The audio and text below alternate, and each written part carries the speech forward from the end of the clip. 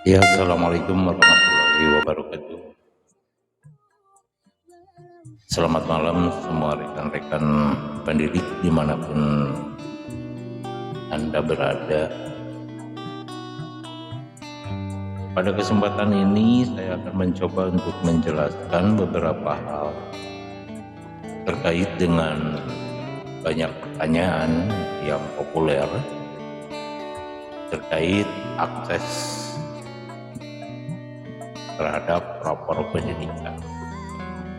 Sebetulnya ini sudah populer, sudah pada semuanya sudah mengetahui siapa saja yang bisa mengakses terhadap rapor pendidikan, terutama di satuan pendidikan. Nah, ada pertanyaan seperti ini. Siapa saja sih yang dapat mengakses rapor pendidikan satuan pendidikan? Rapor pendidikan satuan pendidikan dapat diakses itu dengan akun admin atau @guru. Itu jenjang belajar ID. Itu yang bisa diakses oleh kepala sekolah, guru sekolah, dan operator sekolah. Jadi di satuan pendidikan yang bisa mengakses rapor pendidikan yaitu kepala satuan pendidikan, kepala sekolahnya, semua jenjang, juga semua guru yang ada di sekolah itu yang memiliki akun belajar ID. Dan yang ketiga yang sudah jelas ya, operator sekolah yang berstatus sebagai admin ataupun guru, baik guru kelas maupun guru mapel. Nah, dalam siapa saja yang bisa mengakses ini, yaitu yang tiga tadi. Tapi selain daripada yang kepala sekolah, guru, dan operator, bahwa bisa mengaksesnya itu di rapor pendidikan dapat diakses oleh satuan pendidikan melalui laman situs raporpendidikan.kemendikbud.go.id. Itu di desktop komputer maupun di telepon genggam. Namun untuk mendapatkan pengalaman yang lebih baik, pengguna dapat mengaksesnya melalui desktop, baik PC maupun laptop. Itu supaya lebih mendapatkan pengalaman yang lebih baik. Satuan pendidikan dapat masuk dengan akun belajar ID sebagai kepala satuan pendidikan dan mempunyai hak untuk memberi izin bagi tenaga kependidikan atau jajarannya melihat hasil rapor pendidikan. Jadi kalau sebelumnya Bapak dan Ibu guru, kepala sekolah atau siapa saja, dulu itu yang hanya bisa mengakses itu hanya kepala satuan pendidikan. Sehingga pada tempo dulu beberapa itu mengalami kesulitan jika kepala satuan pendidikannya rangkap jabatan sebagai PLT di satuan pendidikan lain, sehingga terhambat untuk mengakses. Tetapi dari Kemendikbudristek itu yang terutama yang menangani tentang rapor pendidikan itu melakukan perubahan akses. Jadi yang bisa masuk mengakses rapor pendidikan itu boleh kepala sekolah, boleh guru atau operator sekolah sebagai admin, dan itu diberikan izin oleh kepala satuan pendidikan.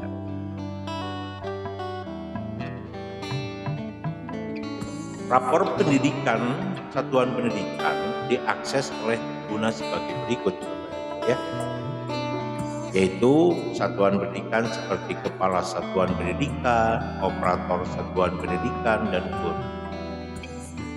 Itu pengguna akan menggunakan akun dengan akhiran @admin.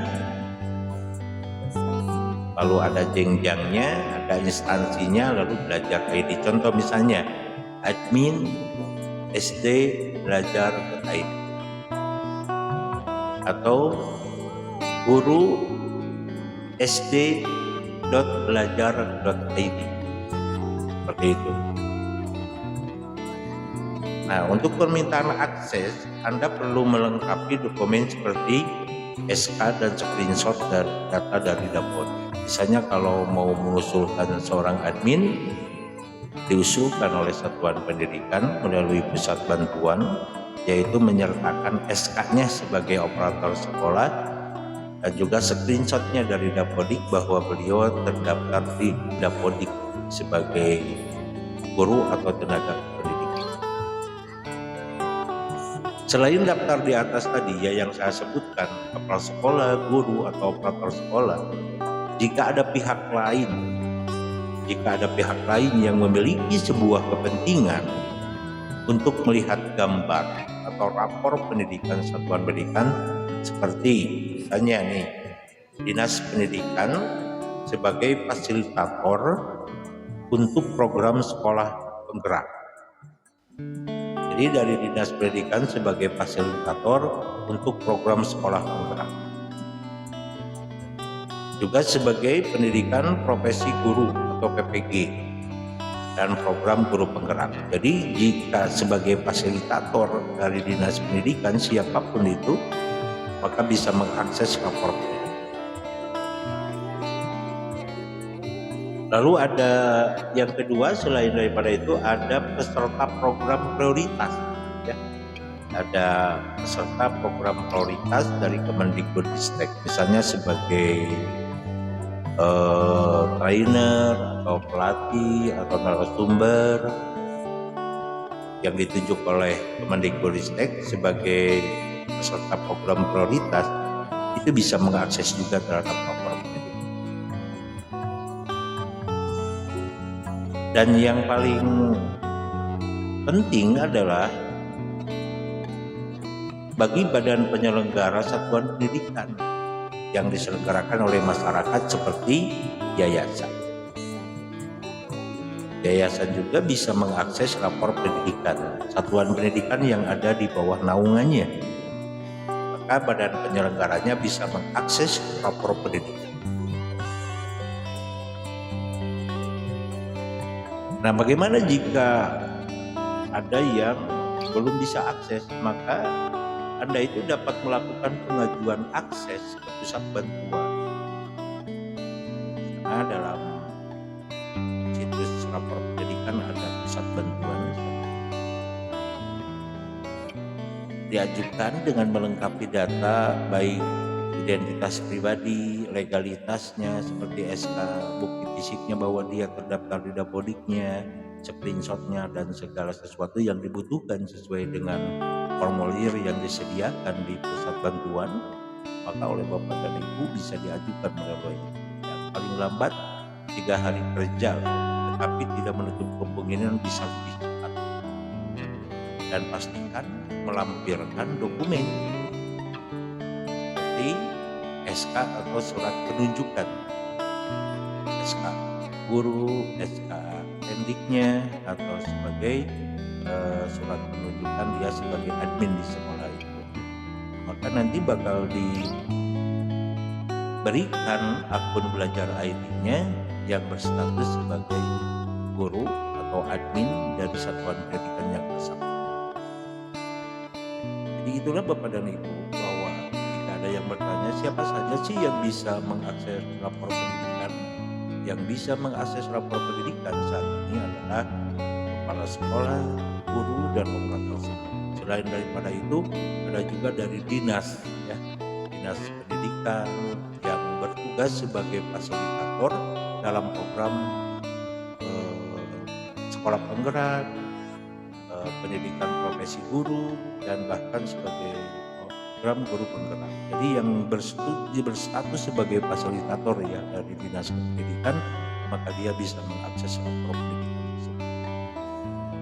Selain daripada itu juga ada peserta prioritas dari Kemendikbudristek ya, seperti yang ditunjuk sebagai trainernya atau narasumbernya atau tim-tim khusus yang ditunjuk oleh Kemendikbudristek, maka dia bisa mengakses lapor pendidikan.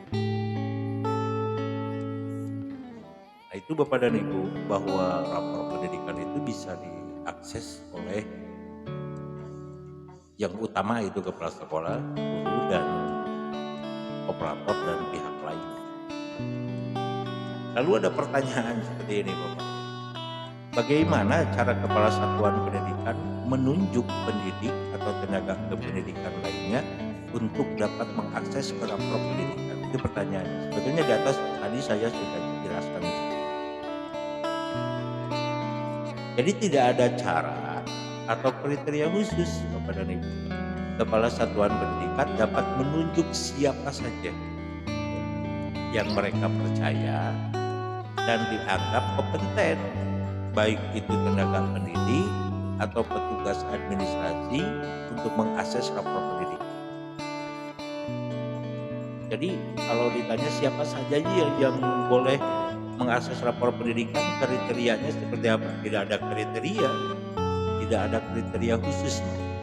Jadi kepala satuan pendidikan boleh mengizinkan atau menunjuk siapa saja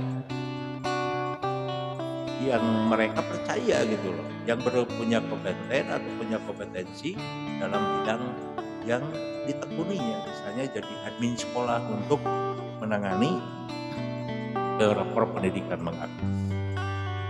Jadi boleh siapa saja. Nah di sini ada pertanyaan lagi. Apa yang dimaksud dengan kepala satuan pendidikan memiliki hak dan wewenang untuk memperbolehkan tenaga kependidikan atau jajarannya untuk melihat hasil dari rapor pendidikan? Yang dimaksud kepala satuan pendidikan memiliki hak dan wewenangnya itu bagaimana? Nah maksudnya begini Bapak dan Ibu. Jadi kepala satuan pendidikan berhak menunjuk siapa saja yang dianggap kompeten untuk mengakses dan melihat hasil dari rapor pendidikan, baik itu yang berprofesi sebagai guru atau petugas administrasi. Jadi kepala sekolah punya hak dan wewenang untuk menunjuk siapa saja. Tapi yang paling utama adalah mereka yang memiliki kemampuan dan memiliki komitmen yang kuat untuk membantu satuan pendidikannya dalam mengakses rapor pendidikan ketika sudah diberikan hak dan wewenangnya. Karena apa? Menurut saya di rapor pendidikan itu tidak bisa ada yang diubah, diedit oleh siapapun. Tapi yang masuk mengakses rapor pendidikan mereka hanya mampu melihat, membaca, menganalisa. Jadi tidak ada data sedikit pun yang bisa diubah dalam rapor pendidikan oleh siapapun, baik oleh kepala sekolah maupun oleh guru atau petugas administrasi. Tapi semuanya adalah sebagai pengguna platform dari rapor pendidikan ini hanya bisa. Jadi Bapak dan Ibu itu tidak usah khawatir untuk memberikan tugas kepada siapapun, karena yang bisa mengakses rapor pendidikan tidak bisa melakukan perubahan atau mengedit isi daripada. Hanya yang mampu dilakukan adalah selain daripada menganalisa atau mengeksplor dari semua indikator yang ada pada rapor pendidikan, sampai ke akar masalahnya, sampai ke benahinya. Selain daripada bisa mengeksplor, yang bisa mengakses rapor pendidikan dapat melakukan pengunduhan rapor pendidikan pada tahun-tahun tertentu seperti tahun 2022, rapor 2023. Mereka bisa mengunduhnya, lalu nanti digunakan oleh satuan pendidikan itu untuk melakukan identifikasi, refleksi, dan benahi dari indikator-indikator yang dianggap perlu diintervensi secara utuh atau skala prioritas berdasarkan akar masalah. Lalu ada lagi, apabila kepala satuan pendidikan menunjuk pendidik atau tenaga kependidikan lainnya untuk dapat mengakses rapor pendidikan, akun belajar ID manakah yang digunakan? Apakah apakah perlu membuat akun baru dengan domain admin? Jadi apakah yang bisa mengakses rapor pendidikan itu hanya yang berstatusnya sebagai admin dengan domain admin, misalnya admin SD Belajar.id? Apakah itu? Untuk sementara ini, karena akses rapor pendidikan hanya diberikan oleh Kepala Satuan Pendidikan yang memiliki domain admin, jadi akun Belajar ID yang bisa digunakan akun yang dimiliki oleh Kepala Satuan Pendidikan. Jadi siapa saja yang bisa aksesnya. Jadi itu mungkin Bapak dan Ibu tentang siapa yang bisa mengakses rapor pendidikan, maka sudah dijelaskan tadi. Jadi Bapak dan Ibu boleh menggunakan akun Belajar ID Bapak dan Ibu, meskipun tadi ada pernyataan bahwa hanya akun kepala sekolah saja yang bisa digunakan. Lalu misalnya bisa mengakses rapor pendidikan, tapi boleh Bapak dan Ibu yang memiliki domain guru pun akan mencoba login.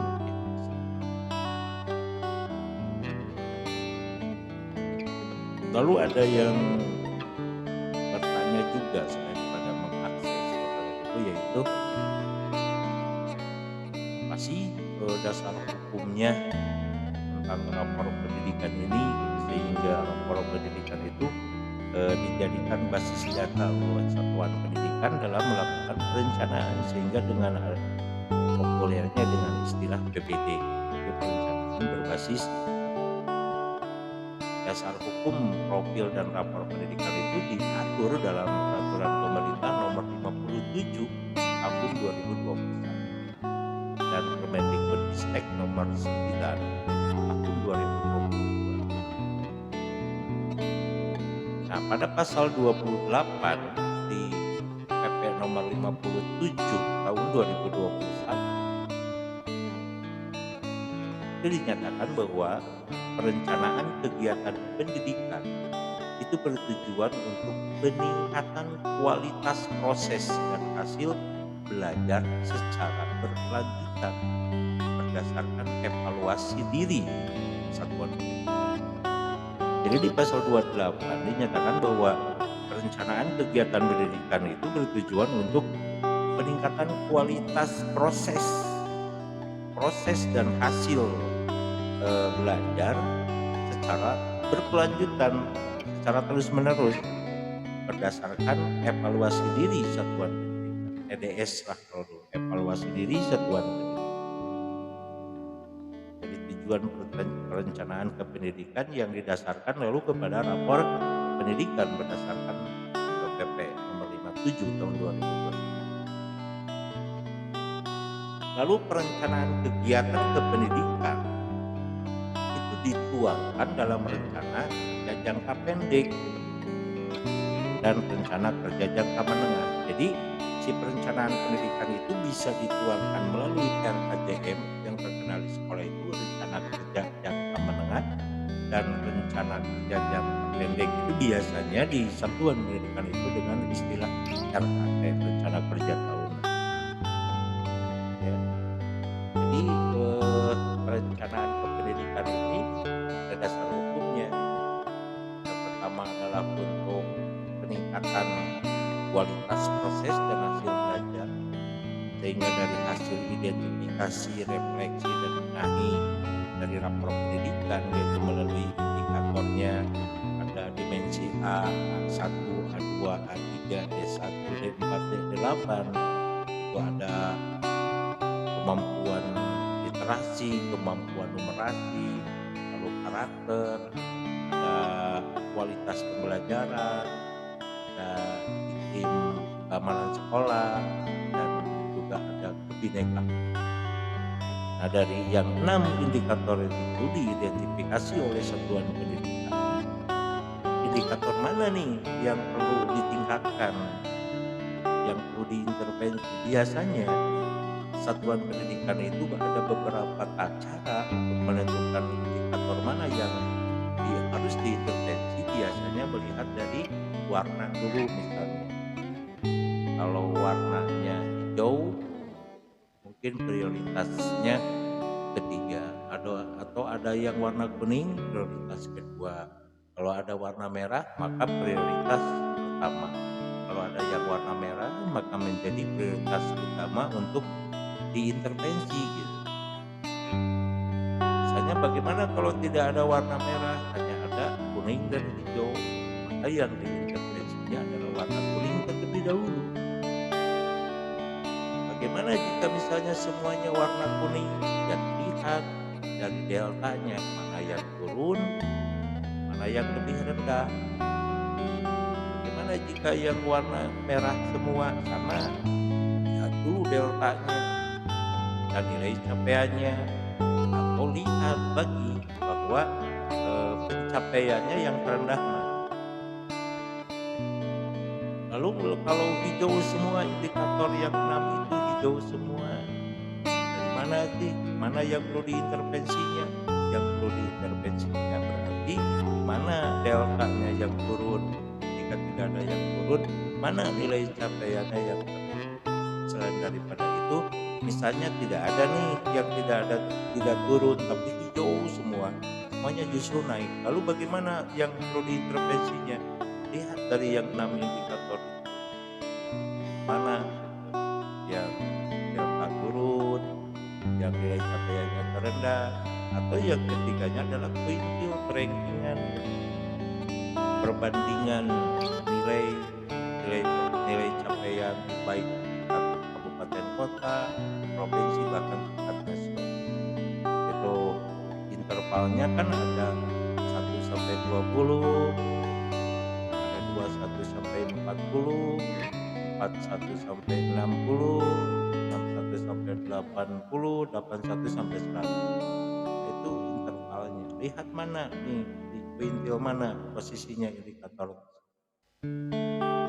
Lalu kita intervensi. Lalu di yang kedua, setelah daripada diidentifikasi, kita melakukan refleksi. Misalnya di literasi itu terlihat ada nilai capaiannya terendah, maka cari akar masalahnya. Apa sih yang menjadi indikator literasi di sekolah kita itu menjadi turun atau rendah? Lihat di nilai capaiannya. Ternyata di nilai capaiannya ketika sudah dilihat di akar masalahnya, maka di sub indikatornya atau di level 2 ternyata yang paling terendah itu adalah di kemampuan untuk membaca teks informasi. Berarti akar masalahnya sehingga literasi di sekolah kita itu menurun, berarti hasil identifikasi tadi lalu direfleksi, ternyata kemampuan anak dalam membaca teks informasi nilainya yang paling rendah. Berarti itu akar masalah. Lalu setelah ditemukan akar masalahnya adalah membaca teks informasi, lalu kita mencari solusi, yaitu yang dengan istilah benahi. Bagaimana sih cara membenahinya? Kalau di rapor pendidikan sudah ada, tinggal kita lihat benahi yang direkomendasikannya seperti apa. Misalnya benahinya ada 3. Yang ke satu, misalnya kepala satuan pendidikan dan guru atau pendidik, kepala satuan pendidikan mengajak pendidik untuk melatih atau mempelajari tentang materi tentang literasi, baik melalui PMM misalnya, atau melalui workshop, melalui webinar, atau melalui seminar, mengikuti sosialisasi, melalui kegiatan di KKB, mana saja yang paling tepat untuk seperti itu. Atau di komunitas belajar di sekolah, bagaimana cara mempelajari membaca teks informasi yang bisa diberikan kepada peserta didik sehingga peserta didik lebih mahir, lebih mampu untuk membaca teks informasi. Itu benahi yang kesatunya. Jadi mempelajari lagi materi tentang literasi. Yang kedua misalnya benahinya adalah kepala satuan pendidikan dan si pendidik itu sendiri menerapkan hasil dari benahi yang ke-1, menerapkan dari hasil mempelajari tentang literasi baik melalui PMM atau yang lainnya, lalu diterapkan, disampaikan kepada peserta didik. Itu benahi yang keduanya ya. Jadi benahi yang pertama adalah mempelajari kembali semua komponen yang ada di sekolah, baik kepala sekolah maupun pendidiknya. Yang kedua, menyampaikan hasil pelatihan atau mempelajari tentang literasi tersebut. Lalu yang ketiganya, ini yang paling terpenting, bahwa kepala satuan pendidikan itu harus mempunyai programnya,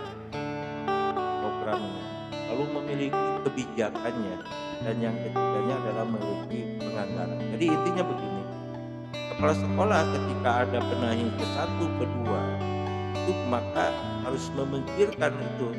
Jangan hanya mempelajari, jangan hanya menyampaikan, tapi kepala sekolah juga, yaitu benahinya adalah menyediakan memberikan sebuah kebijakan dan menyusun sebuah program dan menganggarkan biayanya,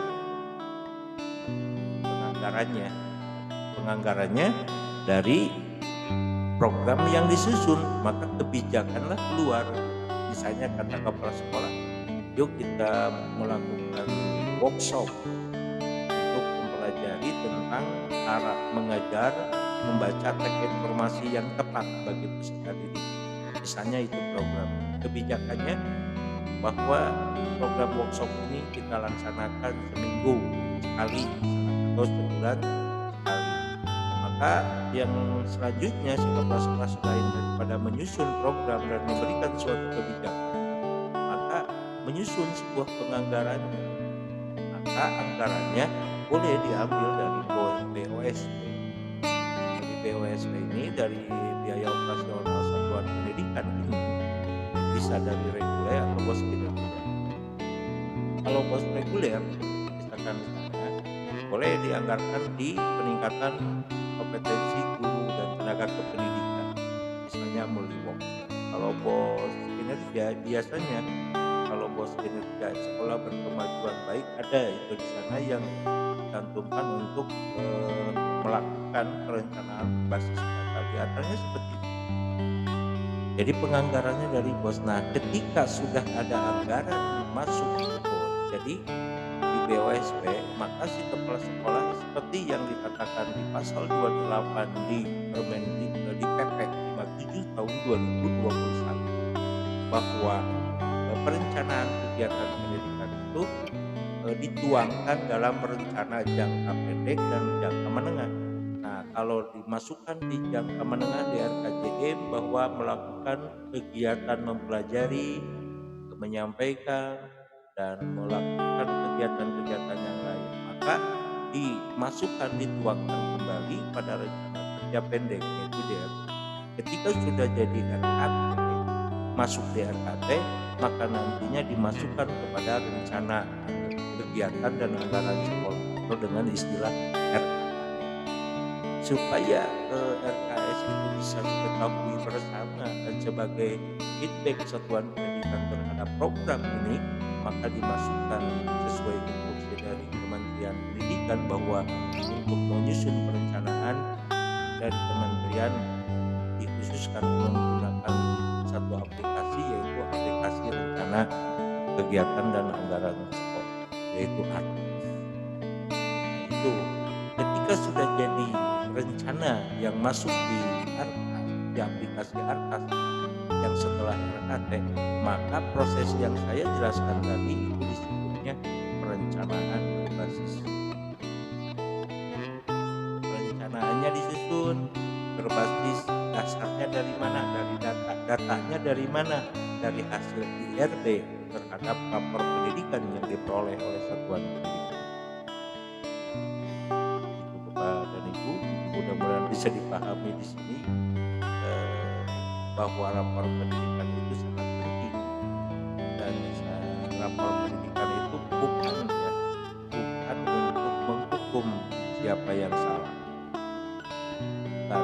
dan rapor pendidikan itu sebagai rapor dari satuan pendidikan untuk mengevaluasi sampai di mana kemampuan literasinya, numerasinya, lalu bagaimana keadaan karakter dari peserta didik, lalu bagaimana keamanan sekolah yang dirasakan oleh pendidik, bagaimana sikap pendidik terhadap kebinekaan baik suku, ras, dan agama, bagaimana mereka bisa menerima perbedaan dan tidak menjadikan masalah sebuah perbedaan.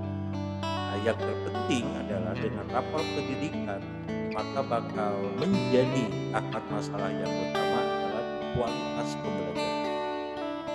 Selain daripada tadi, kenapa nih, mengapa anak didik ini akar masalahnya adalah dari sebuah literasi, misalnya membaca teks informasi yang kurang, yang mencapai kompetensi misalkan anak didik ini.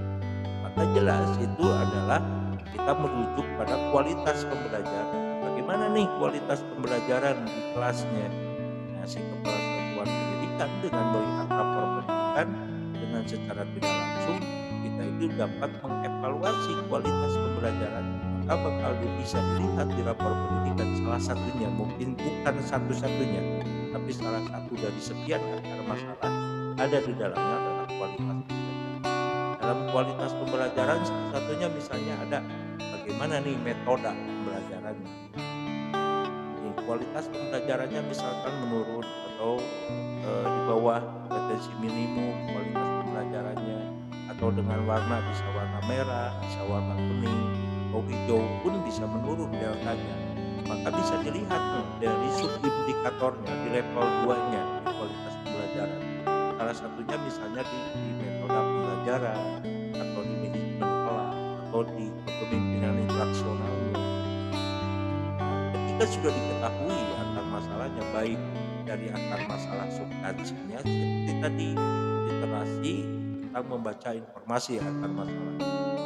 Selain pada dari akar masalah yang tadi, mungkin juga akar masalahnya bukan dari subindikator juga, tapi dari level 1 juga bisa terjadi, dari dimensi D1 misalkan kualitas pembelajaran.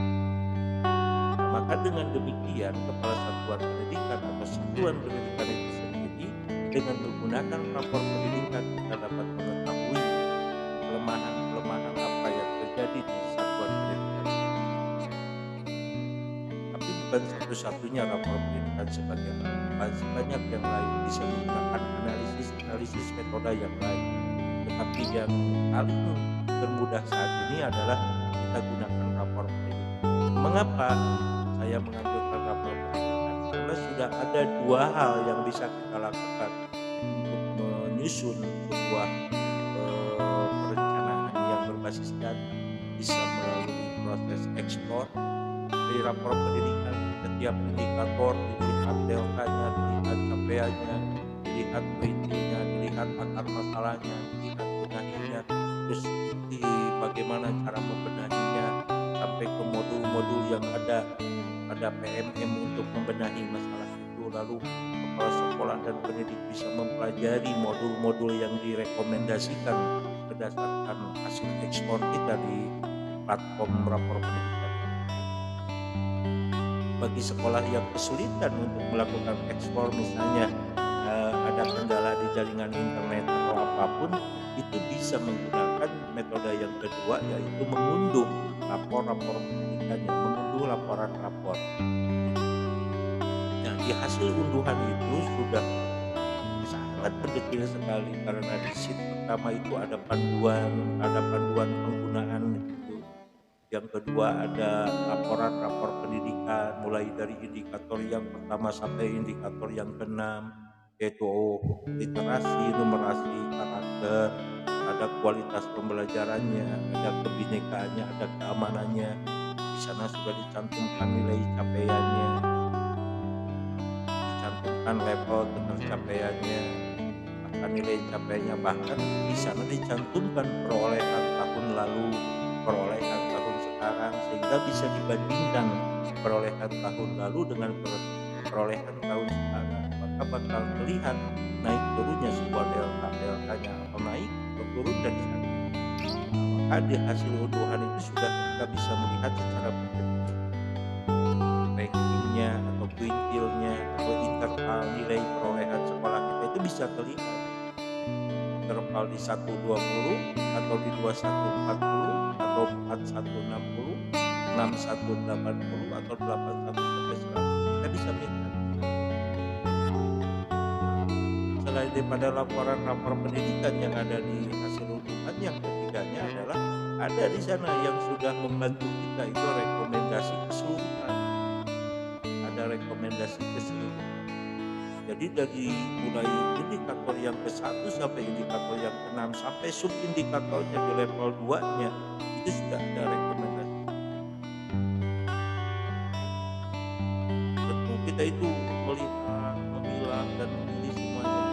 Nah, oleh kementerian ya khusus yang di bidang rapor pendidikan ini sudah membantu kita sebagai kepala satuan pendidikan, yaitu ada sheet yang ketiganya yaitu rekomendasi prioritas.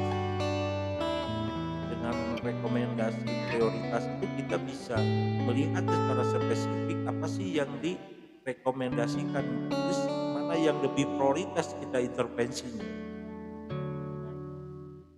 Jadi dari semua yang di rekomendasi prioritas itu sudah mengarah dari hasil IRB oleh sistem dari mulai indikator ke-1 sampai indikator yang ke-6, bahkan sampai subindikatornya sampai level 2-nya sudah ada. Kita tinggal melihat dan membaca dan menelaah di rekomendasi prioritas. Lalu ada pertanyaan, boleh Pak rekomendasi keseluruhan dipakai? Boleh kalau memungkinkan. Apakah hanya rekomendasi prioritas saja Pak digunakan? Boleh. Apakah boleh sebagian kita pakai sebagai perencanaan berbasis data dari rekomendasi yang prioritas sebagian? Oh, itu diserahkan tergantung kepada kebutuhan dan kemampuan penganggaran. Maka dilanjutkan oleh di hasil unduhan itu di sheet yang keempat itu ada rencana kerja tahunan, karena amanat dari PP tadi bahwa semua perencanaan kependidikan dituangkan pada rencana kerja jangka pendek atau rencana kerja jangka menengah. Maka kalau di hasil unduhan itu sudah ada RKT. RKT itu melihat dari benahi, karena identifikasi, refleksi dan benahinya itu sudah ada di rekomendasi prioritas sampai ke akar masalah dalam benahi. Maka di RKT-nya, di rencana kerja tahunannya itu kita hanya bisa melihat saja, itu melihat dari benahi. Maka dari benahi itu ada kegiatan-kegiatan yang direkomendasikan, ada program kegiatannya, ada kode kegiatannya, bahkan sampai diberikan contoh bagaimana cara memasukkan kegiatan-kegiatan di rencana kegiatan dan anggaran sekolah atau di RKAS yang nantinya diinput kepada ARKAS. Jadi ketika sudah disusun sebuah RKT berdasarkan rekomendasi baik keseluruhan maupun prioritas, maka disusun di RKT. Nah, di RKT kita bisa memilah dan memilih kegiatan mana yang butuh biaya, kegiatan mana yang tidak butuh biaya.